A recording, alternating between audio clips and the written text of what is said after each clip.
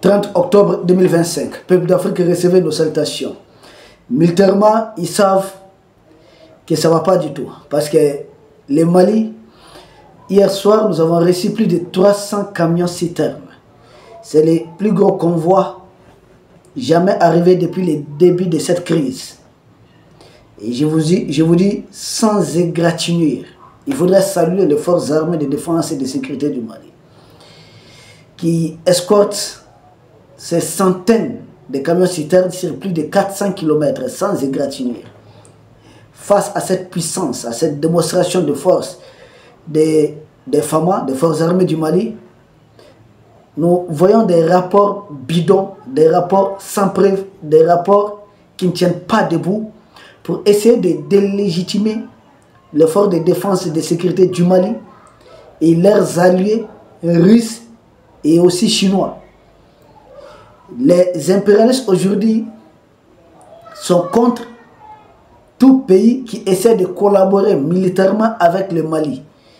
Ils ne comprennent pas, parce que pour eux, un pays africain, il aurait suffi de quelques jours pour mettre ça à terre. Je me souviens de la fameuse opération Barracuda, que la jeune française, dans les années 1979, si j'ai bonne mémoire, que la jeune française a menée contre la République centrafricaine. À l'époque, c'était pour enlever l'empereur Bokassa, c'est-à-dire le président Bokassa, pour ramener encore au pouvoir David Dacko. Parce que vous savez qu'à l'indépendance de la République centrafricaine, en 1960, normalement c'est Barthélemy Boganda qui devait être le premier président, mais son avion avait été abattu. Voilà, comprenez ce que ça veut dire. C'est là que David Dacko est devenu le premier président, mais 5 ans après, David Dacko sera renversé par Bokassa. 14 ans après, Bokassa sera renversé, on va ramener David Dacko. Comprenez ces cinémas qu'ils ont joué en République centrafricaine. Donc ces opérations qu'ils faisaient autrefois.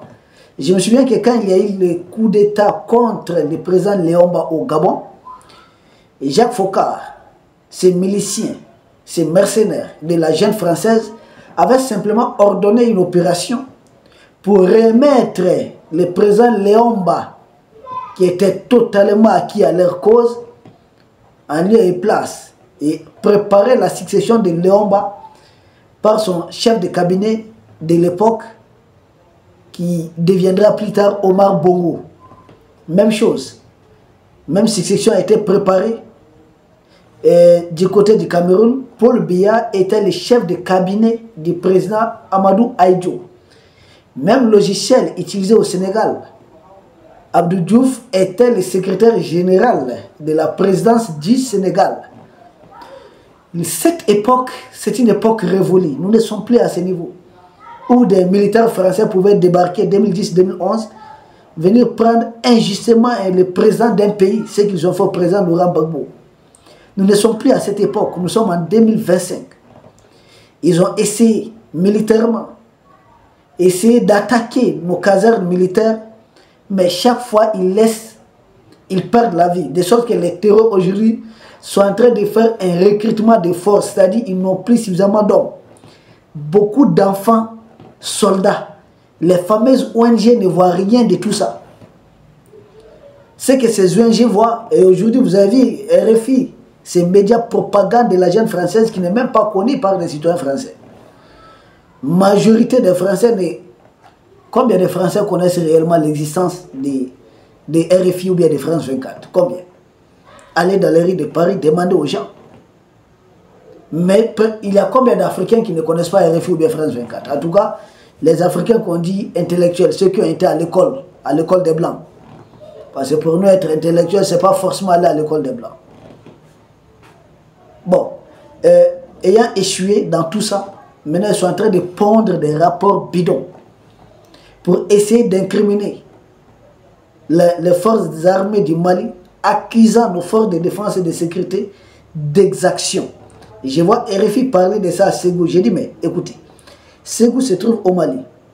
Vous dites exaction? Ok. Si il s'agit d'un problème entre Maliens, et là ce n'est même pas vrai, c'est les militaires maliens qui ont neutralisé des terreaux.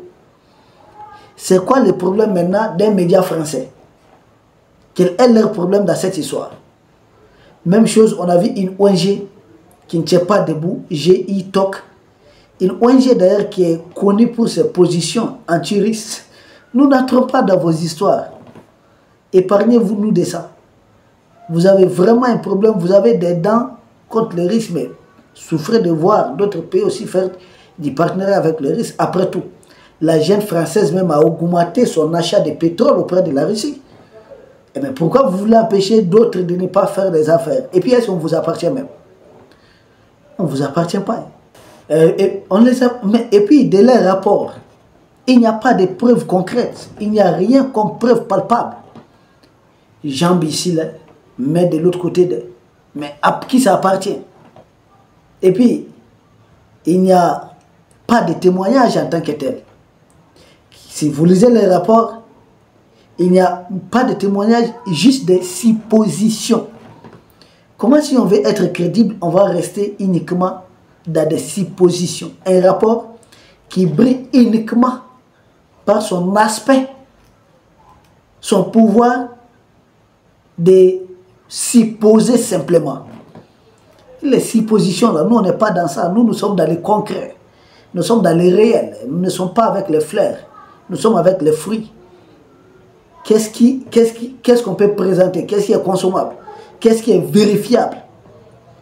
Ne nous traînez pas dans ces choses-là. Nos forces de défense et de sécurité sont en train de faire un travail professionnel très, très remarquable. Et les impérialistes n'en reviennent pas. Pour eux, les armées africaines n'ont pas cette capacité. J'ai dit, mais détrompez-vous, nous sommes en 2025. Et après tout, dans votre fameuse guerre, ce que vous avez appelé les tirailleurs, sans ces tirailleurs-là, est-ce que vous serez libérés? Tirailleurs, c'est qui tire ailleurs, une insulte. C'est même rabaissant. Mais on comprend, venant de la part des gens qui ont tout le temps utilisé la discrimination comme un levier géopolitique pour dominer d'autres peuples, soumettre d'autres peuples à un complexe d'infériorité. S'il y a des Africains qui sont complexés d'être vos inférieurs ou autres, nous ne sommes pas décomplexés. On vous regarde droit dans les yeux, vous n'êtes pas supérieur à nous autres. Vous n'êtes pas mieux que nous, vous n'êtes pas meilleur que nous. On se attendez, mais on doit se respecter. Vous avez eu un empire quand? À compter des années 1800, avec l'arrivée de Napoléon, ça trouvait plus de 8 siècles en avant, nous on avait déjà connu des empires. Pas un, des empires. Mais attendez, soyez sérieux. Respectez-nous. Donc de leurs rapports, il n'y a rien de sérieux, rien de concret dedans. Et puis ils sont allés jusqu'à évoquer un traité qu'on appelle TCA. Le traité s'appelle TCA. Ça dit traité sur le commerce des armes. Mais là aussi, ils ont mal évoqué. Parce que ce traité concerne les exportations des armes. C'est-à-dire d'une dimension internationale. Il ne s'agit pas d'usage interne. Les forces armées du Mali, nous, on n'exporte pas les armes. Nous achetons les armes auprès des pays, auprès des entreprises, légalement. Et ces armes sont utilisées ici, au niveau local. Nous ne revendons pas les armes. Parce que, qui dit ce traité? Et celui qui fabrique et vend les armes doit s'assurer que les armes là ne seront pas utilisées dans le cadre des violations de ce qu'ils appellent droits de l'homme, dans le cadre des actions. Mais moi je dis, s'il y a un pays qui viole les droits de l'homme, ce qu'ils appellent droits de l'homme, mais ce sont eux les impérialistes. Qui a assassiné Kadhafi? Ce n'est pas une violation des droits de l'homme, ce n'est pas un homme. Qui a assassiné Thomas Sankara? Ce n'est pas une violation, ce n'est pas un homme. Qui a assassiné Laurent Désiré Kabila? Qui a assassiné Patrice Lumumba? Qui a assassiné Barthélémy Boganda? Qui a assassiné Samora Machel? Mais attendez, ils sont très mal placés pour nous apprendre quoi que ce soit. Sylvianis Olympio, qui a assassiné tous ces hommes? Samuel Doe, qui a assassiné tous ces hommes, tous ces Africains? Modibo Keïta, qui les a fait assassiner? Même Robert Gueye. Mais Chrissé, dernière élection, il y a eu combien de jeunes qui ont perdu la vie chez Ouattara? Et vous supportez ça, non? Est-ce que les droits de l'homme vous intéressent? Il faut éviter d'utiliser les questions des droits de l'homme comme une question de vouloir assujettir d'autres peuples. Ça passe pas. C'est le ciel pour nous, c'est dépassé. Et ce ne sont pas des pays qui ont eu à commettre des génocides. Au Rwanda, au Soudan, récemment. Ce sont vos armes livrées qui ont servi à commettre ces génocides. Comprenez ce que je suis en train de dire? Vous vous souciez des droits de l'homme? Il y a combien d'enfants qui ont perdu la vie là-bas? Plus de 18 000 enfants. Je vous en prie. Et vous osez nous parler des questions des droits de l'homme? Nous nous battons pour protéger la vie de nos enfants ici. Donc arrêtez de pondre des rapports qui n'ont aucun sens, qui ne riment, qui n'aboutissent à rien en fait. Tout ça, c'est à quel dessein? C'est à quelle fin? C'est essayer simplement de délégitimer la coopération sécuritaire entre le Mali et la Russie. Et puis la coopération sécuritaire entre le Mali et la Chine. Il n'y a pas autre raison que ça. Mais la jeune française devait avoir honte. Parce que depuis son départ, le Mali a acheté en 5 ans, moins de 5 ans d'ailleurs, parce que le président Assimi c'est voilà, mi-2021. En moins de 5 ans, le Mali c'est beaucoup d'hélicoptères, beaucoup d'avions de combat et de chasse, beaucoup de drones, beaucoup de systèmes de défense anti-aérienne. Le Mali, en moins de 5 ans, ça c'était avec les Russes. Avec les Chinois, c'est pas des centaines, des milliers de véhicules blindés. Avec les Russes, les Chinois, des munitions qu'on ne peut même pas dire le nombre, des fusils. Avec les Turcs, c'est des drones de dernière génération. Mais avec la jeune française, c'était quoi? Aucun avion de combat, aucun avion de chasse, aucun avion de transport de troupes, aucun hélicoptère de transport de troupes, aucun hélicoptère de combat, pas de renseignements fiables pour identifier l'ennemi. Avec la jeune française, et manque de fusils. Souvent, il faut 2 à 3 militaires pour un seul fusil. Pas de munitions, rien d'autre. Et c'est facile de vous montrer jaloux ou égoïste à l'égard de la coopération que nous avons entamée avec des partenaires sincères aujourd'hui tels que les Russes. Vous pouvez continuer, les chiens à bois, la caravane passe. Parce que nous savons d'où est-ce que nous venons. Nous savons aussi où est-ce que nous voulons aller avec notre pays. Donc vos médias propagande, vous pouvez continuer à crier, à chialer. Ça ne va nous faire ni chaud, ni froid. Les chiens à bois, la caravane passe. Nous vous disons simplement que sur les champs militaires, vous échouez. Et d'ailleurs, les chefs d'état-major du Burkina, du Niger sont venus. Parce que vous savez, aujourd'hui, les impérialistes sont en train de mettre tout leur poids contre le Mali. Attaquer des camions citernes de gauche à droite, perturber l'approvisionnement. Mais attendez, c'est dit jamais vu en Afrique. Tout ça pour faire échouer la révolution en cours. Mais je vous assure que l'armée malienne, l'état-major du Mali, a désigné le général Famouké Kamara comme le commandant de l'opération Fouga Kene. Fouga Kene, c'est libérer la plaine tout simplement, plaine libre. C'est ce que j'avais dit, vallée libre. C'est ce qu'on va faire. Et c'est lui qui est en train de nettoyer les terreaux. Mais ils ont vu des centaines de camions citernes passer. C'était général, le chef d'état-major de la garde nationale qui est en train de piloter cette opération spéciale. Mais la question qui est mise sur la table, les 3 chefs d'état-major, ils trouvent un moyen même de finir avec le terrorisme dans l'espace AES. Il faut qu'on finisse avec ces chiens méchants dressés par les impérialistes.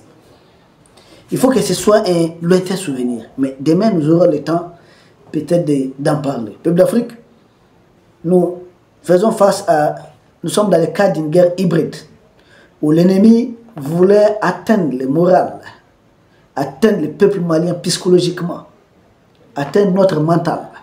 Parce que l'ennemi s'est dit qu'ils ont tout essayé, mais le peuple continue de soutenir les autorités portées par le général Assimi Goïta. Et pour eux, la meilleure façon, c'est de punir le peuple. Les attaques de camions citernes, c'était pour punir le peuple malien et contraindre le peuple malien à se désolidariser de ces autorités, ou bien au contraire, cela a renforcé notre soutien à nos autorités. Donc un échec cuisant de la part des impérialistes, peuples d'Afrique. C'est de cela qu'il est question. Et nous sommes en train de nous remettre. Et cette histoire de carburant, ça a diminué. Nous sommes convaincus que les autres pays de l'Est qui vont encore appuyer davantage cette initiative, parce que les terroristes, on l'a tellement neutralisé. Parce que c'est connu qu'ils vont venir au bord des routes nationales. Et beaucoup laissent leur peau. D'après nos informations, ils sont en train de reconstituer encore une force au nord de chez M. Alassane Draman Ouattara. Mais ce commando sera aussi détruit. Finalement, Macron lui-même, s'il n'est pas content, il peut venir en personne. Nous ne sommes pas un peuple qui va céder. Les impérialistes provoquent une situation de crise et puis tout de suite, le peuple va pour se débarrasser de son dirigeant. Non. Cette manipulation ne marche pas avec nous. Nous savons qui est derrière les attaques des camions citernes. Nous le savons. Qui a ordonné, qui donne les armes, qui donne les renseignements, qui les aide avec des données satellitaires. Nous savons, ce n'est pas un simple terreau sur une moto. Nous savons qu'il y a déjà derrière, celui qui est derrière là, celui qui a besoin du Mali. On ne va pas tomber dans son piège. Ça, détrompez-vous. Détrompez-vous totalement. Ça ne marche pas avec nous. Hein. Si ça peut-être, ce logiciel a marché ailleurs, ça a marché un peu partout. C'est temps, chez nous là, on connaît beaucoup de choses. C'est révolu. C'est derrière nous. Ça ne marche pas. Donc, ne vous fatiguez pas. Maintenant, pour terminer, peuple d'Afrique, nous devons nous poser simplement quelques questions. Et j'ai listé 3 questions. Première question, que font les médias des impérialistes? Est-ce informer les Africains ou manipuler les Africains? Parce qu'il n'y a que ces 2 réponses possibles. Est-ce que leurs médias travaillent à informer les Africains ou à manipuler des Africains?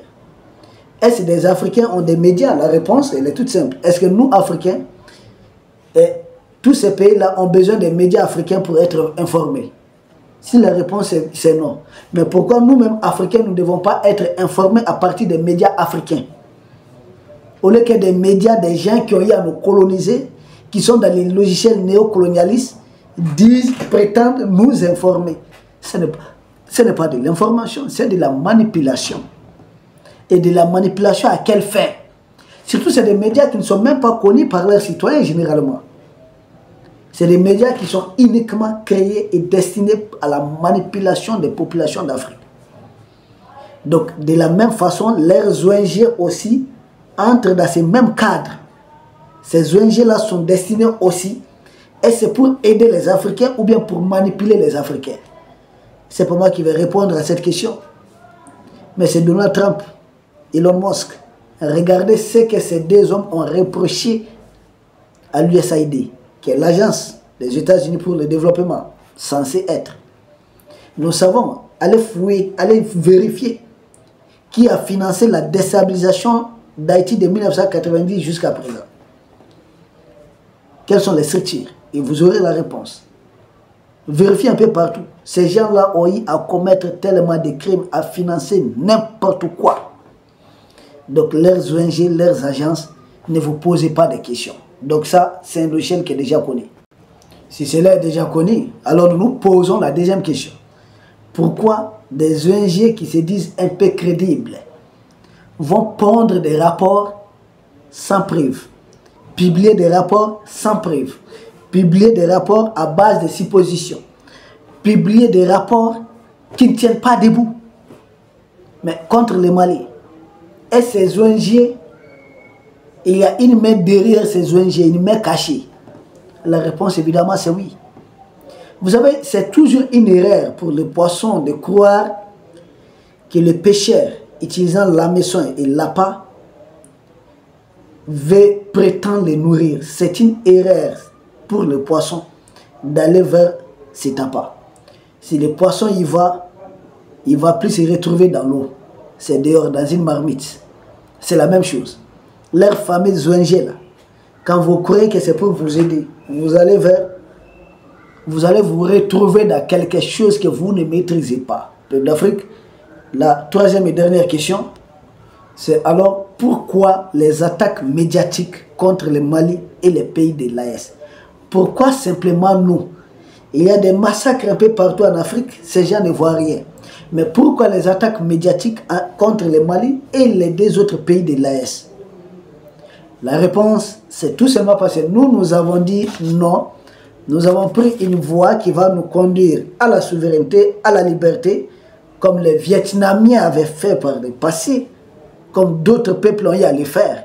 Et ça dérange parce qu'ils ont peur de perdre le contrôle de la région. Parce que si ça réussit au Mali, ça réussit dans l'espace AES, il n'y a pas de raison que d'autres peuples d'Afrique puissent se soulever et mettre fin à l'anarchie du siècle qu'ils font appeler la fameuse démocratie. Peuple d'Afrique, nous vous remercions. Et nous espérons vous retrouver demain pour un autre sujet au sommet de l'actualité. Merci.